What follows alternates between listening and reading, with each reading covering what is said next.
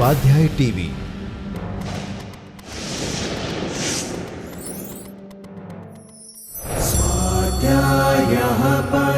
Doctor Baba Saheb Ambedkar open university.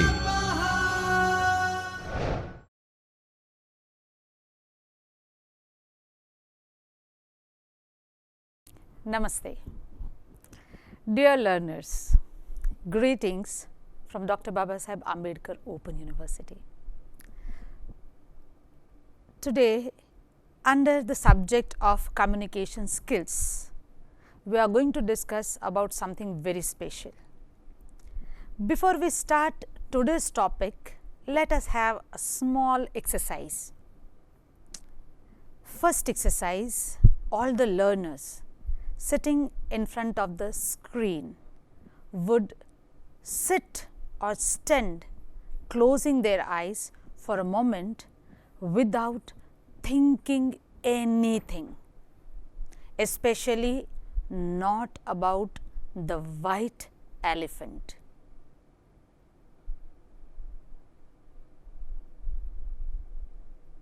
What happened? Yet a minute is not over and you have started thinking. You were asked not to think. You were not supposed to think, and especially about white elephant. What we have observed, that sitting without thinking anything, so difficult.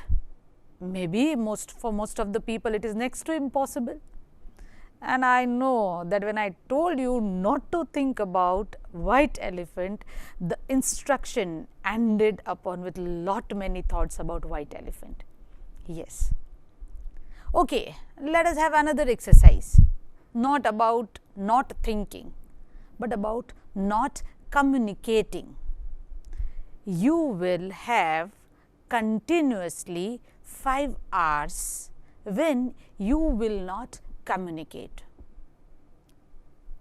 Oh, I know what you might be thinking, that ma'am, for 5 hours I would keep mum, I will not utter a word, and thus I will not communicate.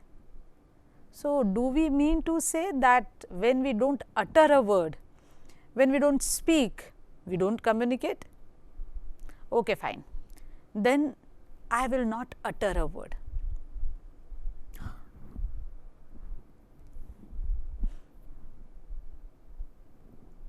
Arey Baba, I have not uttered a word. I did not speak anything.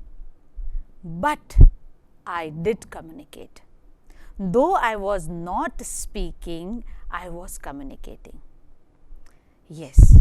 So, before we start discussing about communication and process of communication, let us confess it that communication is very important, vital, inevitable part of our day-to-day life, whether it is a personal life or professional life.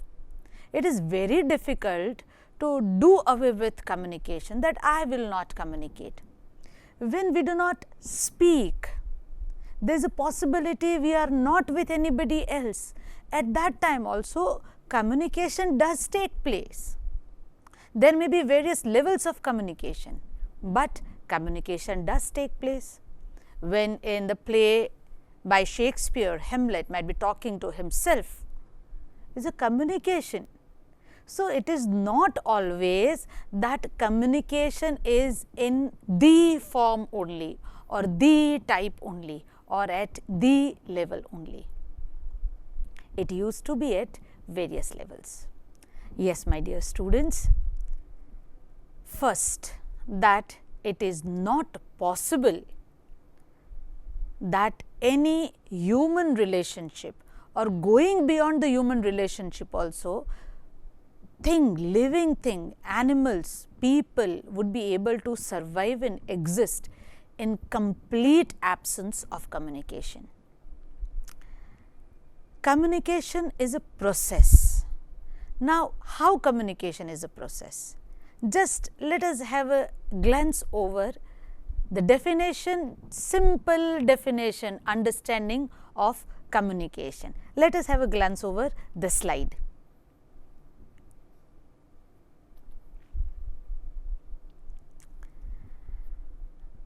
what is communication? If very simple introductory set of words we take, communication is transferring of a thought, idea, emotion, feeling, fact or information from one person or group to another person or group of people, so that it can be understood and acted upon. Now, I want you to pay attention on every word. I am reading and I am trying to explain. Try to understand. Communication is a transferring of. A person or a group of person transfers. What is being transferred? It can be a thought of the sender. That can be an idea, or maybe emotion like love, anger, hatred, etc. Feelings. Fact. 2 plus 2 make 4, that is fact. Or some information that Dr. Babasaheb Ambedkar Open University was established in 1994, that is information and fact. That is being transferred from one person or a group to another person or group of people. Now, you see the next part of the definition or this introduction is very, very important, so that it can be understood and acted upon. Okay. Now, dear learners,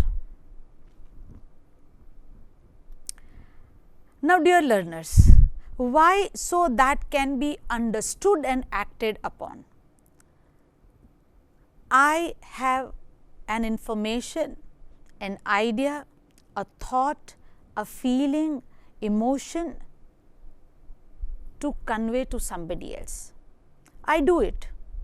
But when I say something, when I share, if for example I say, I earned gold medal in swimming competition. Now, I won gold medal, I earned gold medal in swimming competition. I share this with my friend. My friend looks at me and he is busy with his work. Now, I repeat. Now, you see, I know that the person's capacity to hear is good enough. Then again I repeat, did you listen? Did you hear what I said? I won gold medal in swimming competition. Again the person, my friend, looks at me and again he is or she is busy. Now, why do I repeat, or maybe why do I keep on repeating the same message? Because I have a doubt the person has not understood what I said. Oh, she is, I'm so disturbed, her father passed away. Then person, did you listen what I said? Her father passed away. Now, why? The response was there. In first example, when I shared some good news, the response I expected, but it was not there. I expected the person would congratulate me, my best friend would hug me, and there would be a kind of celebratory mood, but that did not happen. So, somewhere the last part of the introduction of communication is missing, that the message is understood. If it is understood, why not acted upon? Why there is no response to it? Second example, when there is some very bad, sad news, I expect that the person who listens, with whom I am sharing this piece of communication, would console or would say, would show that grief, oh, very sad, very bad, it should have not happened. But instead he or she smiles, unexpected. Now, this unexpected thing is happening. Why? That means I doubt that communication has not taken place. So, it is very important for us to understand that communication is a process. For example, if I am traveling somewhere from one destination to another destination, there can be many reasons for the failure of my journey. Maybe my health, or the route that I might have chosen, or the vehicle that I might have chosen, or the time that I might have chosen, or maybe the destinations that I might have chosen. There can be any of them, the reason of failure. In the same way, when we discuss about the process of communication, there can be any reason for the failure of the process of communication. To understand it, again, let us have a glance and a bit brief discussion about the definition of communication. Let us have a brief discussion about the definition of communication by Peter Little. Let us have a glance over the definition. Communication is a process by which information is passed between individuals and or organizations by means of previously agreed symbols. Now, I want you to pay attention on the definition word by word. We have already discussed that it is a process. Communication is a process by which information is passed between individuals and or organizations. That means communication takes place between the organizations also. Now, you see, organizations do not directly communicate. There are the representatives of organizations, they communicate. But now, the second part is by means of previously agreed symbols. By means of previously agreed symbols. Now, what does it mean by previously agreed symbols? For example, when I say congratulations, the person who doesn't know English would look at me. I say congratulations. The person looks at me. The reason is, to whomsoever I am communicating doesn't have background of the word congratulations. Now, congratulations means what? I don't know English. When I say Abhinandan, oh, Abhar. Abhinandan understood because it is in vernacular. It is the regional language of the person. Congratulations, not understood. Why? Because previously agreed symbol. When I say, shall we go for? Shall we go for? Now, don't understand. This is tea. Tea. Shall we go for tea? Tea. Now, this tea, is it previously agreed symbol or not? When we say somebody, do you understand it? If you do not understand it or it, the communication is doomed to fail. Why? Because these are not previously agreed symbols. When I say switch on the fan, put this on the table, you have to understand what is switching on, what is fan, what is table, what is flower vase, whatever words I am using. So, a word, a body language, anything you use while communication, it is very important that the sender and receiver, both of them agree to the words or other sign symbols used in the communication. Yes, I hope now it is clear to you what exactly the communication is all about, and second, what are the conditions of communication being successful. And now we will discuss about the process of communication.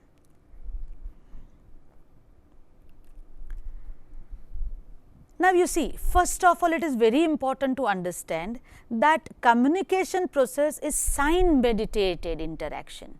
Sign meditated means the sign and symbol, they play a very vital role.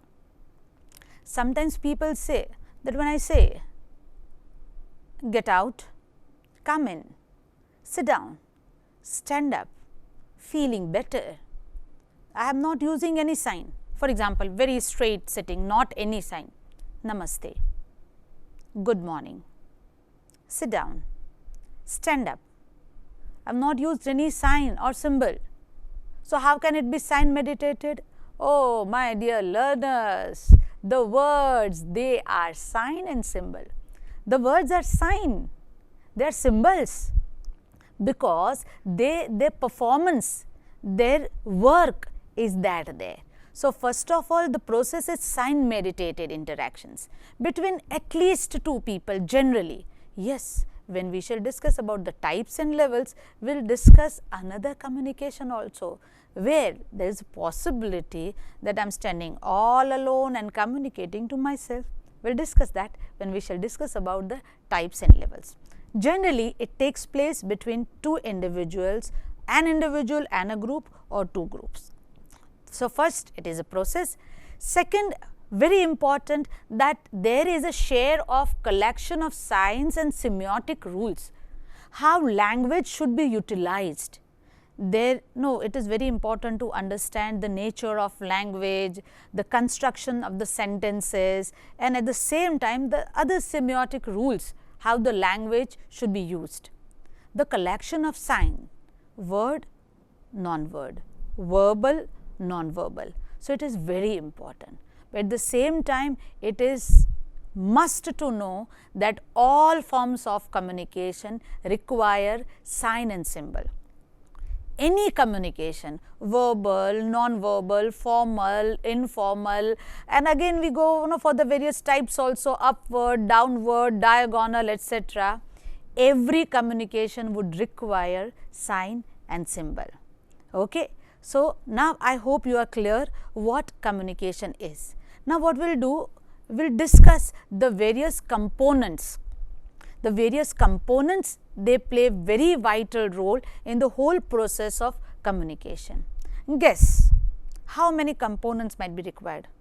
1, 2, 3, 4, 5, 6, 7. Already stop. 6 components are required. What could be 6? Let us start with the first component. The first component is context, C-O-N-T-E-X-T, context. First component is context. Second is sender, or one may call it encoder. Third is message, obviously it is very important. Fourth is medium or channel. Fifth is receiver or decoder. And the sixth and the last one, very important, is feedback. You might be thinking that what this context is. Sender is understood, receiver understood, message understood, channel and medium understood, again the feedback is understood. What is this context? My dear students, people around you, people around me, do we think in the same direction, in the same way? Do we speak the same language? When we speak the same language, do we have the same tone, intention, speech and everything? Now, you see there is difference between intention and intonation. Intonation, the way you speak, and intention is here, what I intend by this communication. Yes. Context is a broad field, it is very broad field. Sometimes the learners feel that what use of learning, okay. Sometimes students feel that what use of learning context simply to understand communication. It is very, very important because it helps you to understand the person in a better way.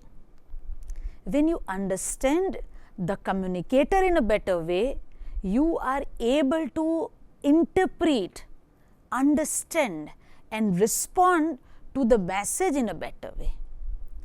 If we simply define context, context is a field or maybe very broad field that includes country, culture, organization and external and internal stimuli. I belong to different culture. Sitting there, you belong to different culture. My family background is different. Your family background is different. My social background differs from yours. My religious background differs from yours. I as an individual, what I think, that would very strongly influence my communication. what I speak, how I speak, what I communicate. So, my thinking plays very vital role. Whatever is here, that plays very significant role. Now, whatever is here is influenced by so many things.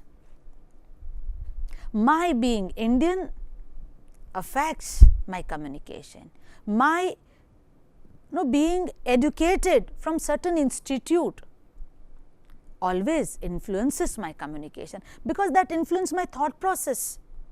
My culture, the way I have been brought up in my family, that also affects. Not only that, maybe if I am very religious person, I have read religious scriptures, then those scriptures also would influence my thinking, my communication. So finally, I am a set of feelings, emotions, ideas, so many things that very strongly influence my communication. I have read certain books, very good books.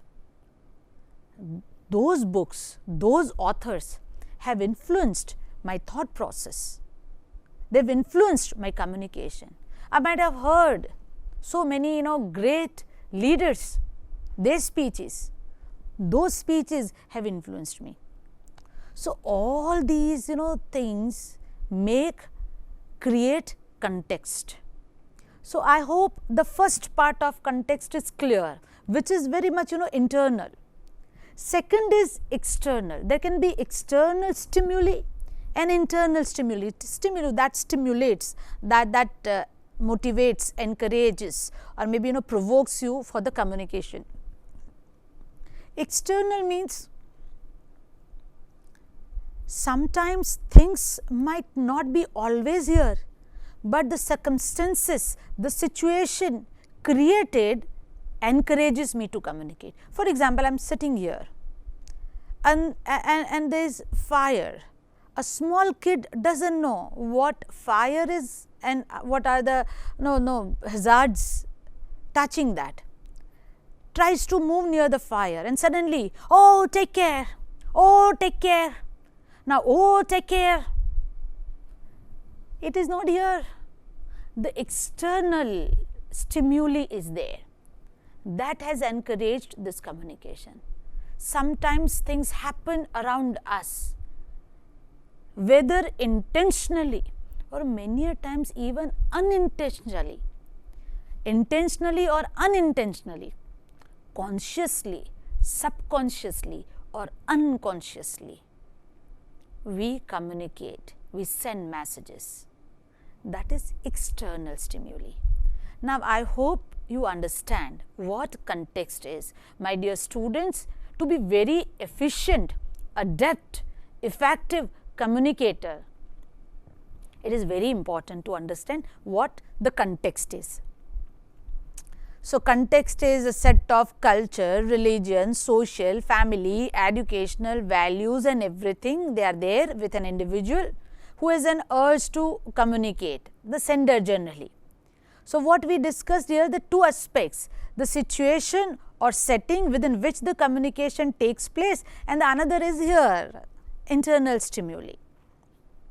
So, first, the birthplace of the message is context somewhere, here either or around. So, that is first context. Context of whom? I wish to communicate, I have the message to communicate. So, it is message, my communication. So, I want to send the message. Now, as you know, when we go for the birthday of somebody, we pack the gift, present. The gift is packed so well and gifted whosoever's birthday or anniversary or success story is there. We have visited many a times, generally the shop, gift article shop, and we choose the wrapper also. Oh, I don't want red color, I want blue color, I want silver, I want golden. I don't want jazzy, I want very simple, I want sober. jazzy, sober, dark, light. Is it always your choice? Not always. Then, to whomsoever I am supposed to present this gift, I have to keep in mind the person also and our relationship also. If I am gifting to the person, beloved to me, maybe very dark color or jazzy things. But if very formal relationship, then formal color, formal design, very formal packing. Yes, we pack. In the same way, the message is encoded. We encode the message. Encoding message we send. So, the message is encoded. Which words shall I choose? Okay, fine. Verbal or non-verbal? Everything I decide. The message is there, idea is there, but encoding takes place. The message is now encoded. As I am encoding message, I am encoder. As I am sending the message, I am sender. So, first of all, the encoding takes place. The message is there, sender, encoder, or the person has transmit the message, also known as transmitter. So, first sender, encoder, transmitter. Then, the idea come from personal data bank, that is context what we call. While encoding the message, I would keep in mind who is my audience, for whom the message is meant, structured, what kind of language should I be using. At the same time, who is the receiver? I will be choosing channel and medium also accordingly. For example, a laborer, the person who is not educated, with the person I am communicating, and if I say, oh, I will mail you the content. Now, the person who is not educated, mail for him seems ridiculous, no? Yeah, because the channel and medium should be chosen keeping in the mind the receiver. Who is the receiver? So, channel and medium, they are also chosen. So, first of all the context, second the encoder or maybe sender, transmitter. Next is message, core idea that triggers the response. For what? I am expecting response. If I expect response for certain, so that is my core idea message, which might be in any of the forms. Now, you see, it is very important in communication process that the idea in communication is a two-sided coin. In a different way, how you might be thinking, how two-sided coin? When I send the message, I have the message in my mind, very clear about message. I mean to say this. Now, at the same time, that the message is there, when it reaches to you, if you are receiver, when you decode it, the message, the same message should reach to you. That means no other idea, exact the same that what I meant to say. Okay, that can be verbal, non-verbal, anything, and that's why the planning of the message becomes very important.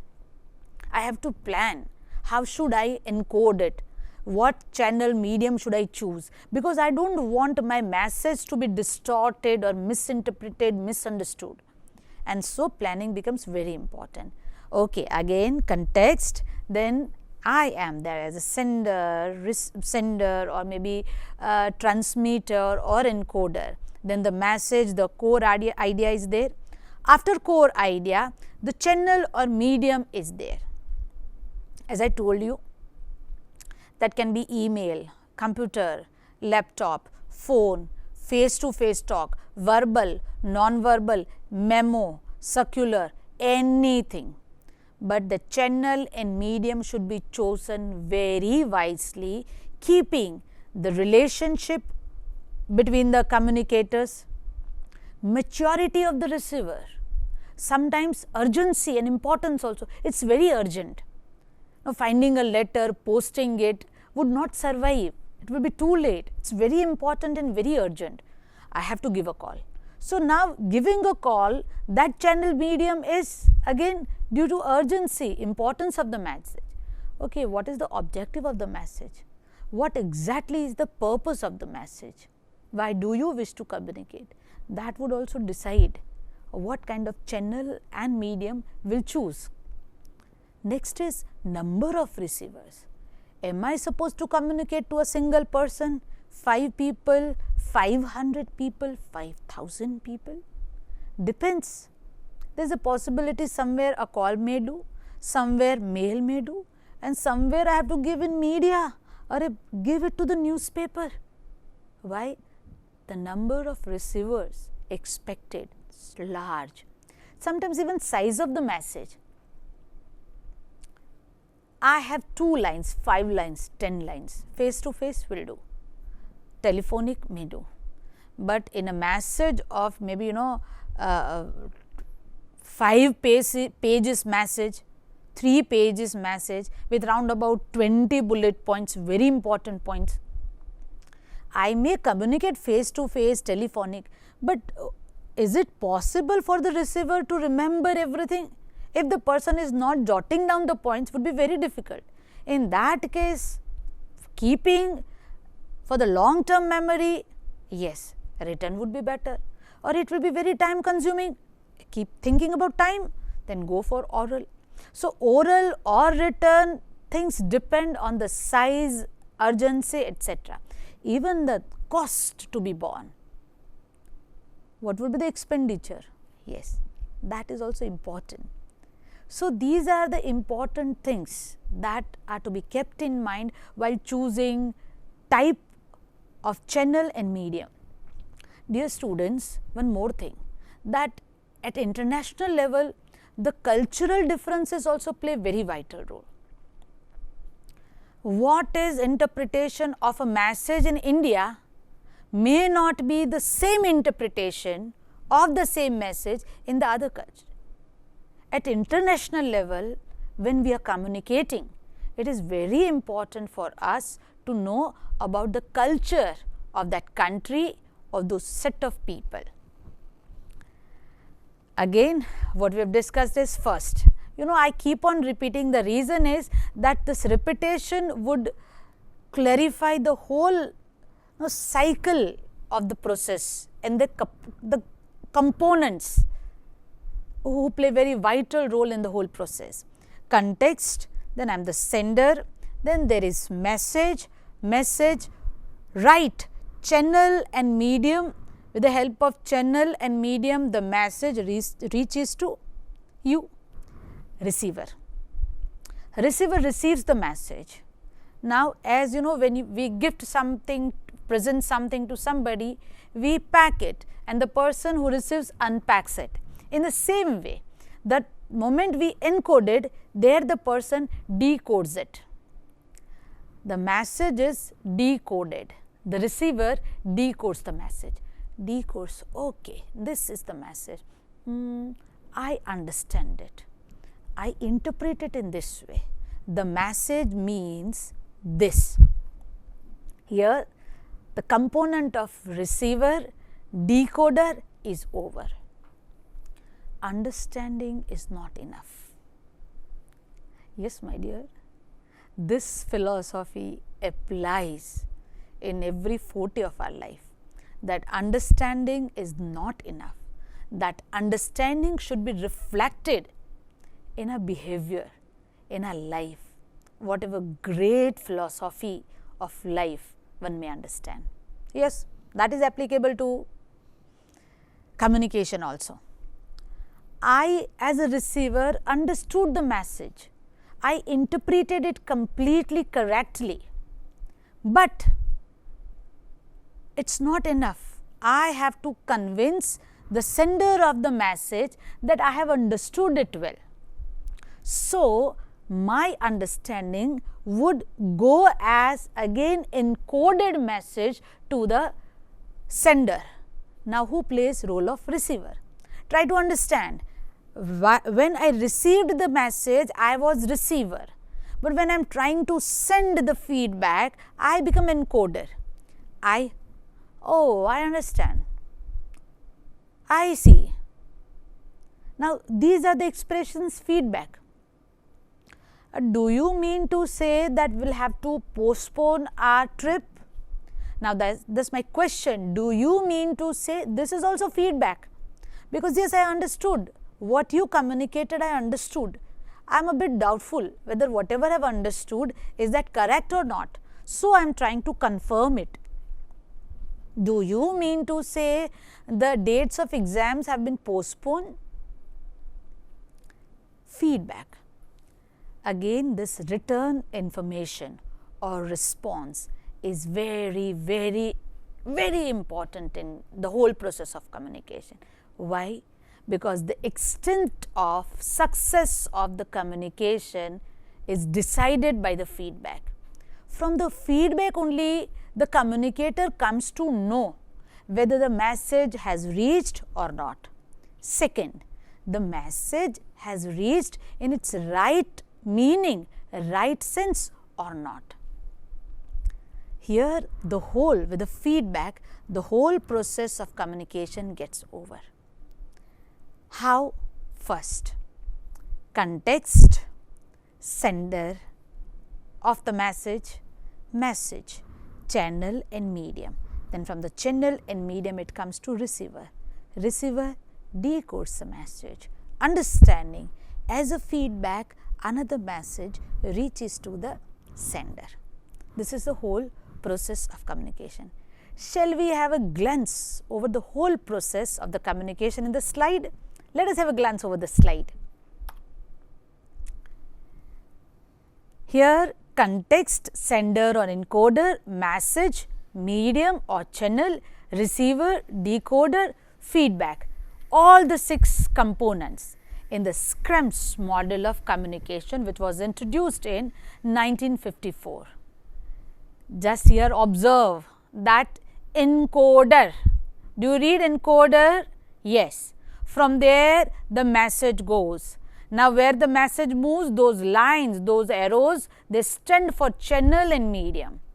That message reaches to the receiver. There you can read the decoder. Decoder decodes the message. The person becomes interpreter, because after decoding the message, he or she interprets the message. My dear students, as I told you that interpreting is not enough. Yes, I have understood, I have interpreted correctly, I have to convince the sender. So, again the same person who is decoder there, interpreter there, becomes now encoder and encodes the message, which is feedback, my dear learners, which is feedback.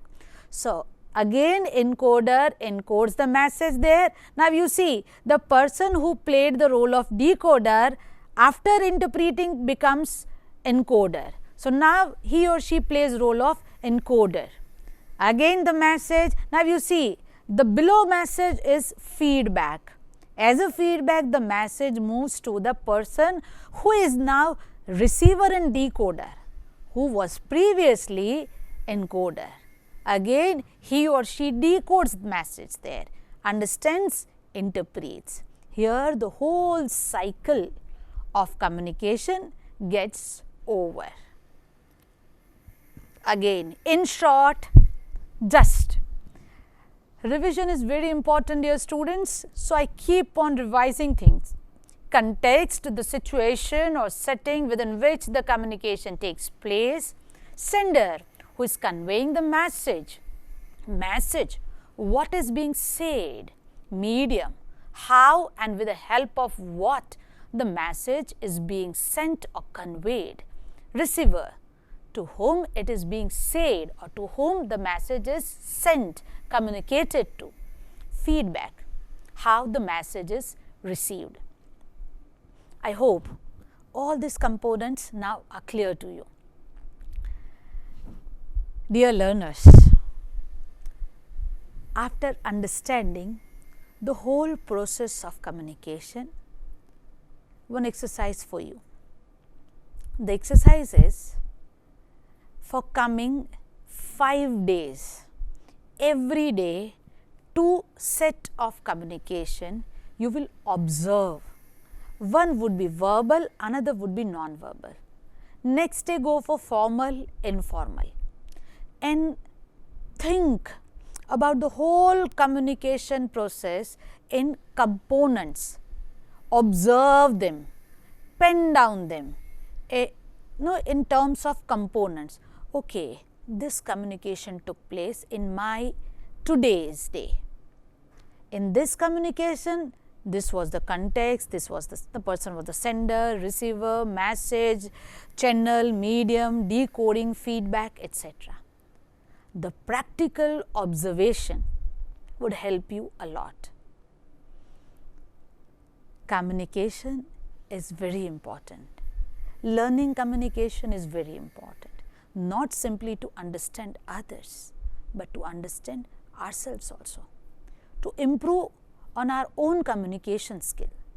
When we speak, we should understand that what I communicated, how context influenced this communication. What kind of context should one have to have better communication skills? All the best. See you in the next session to learn and discuss many more other things. Namaste. स्वाध्यायः परमं तपः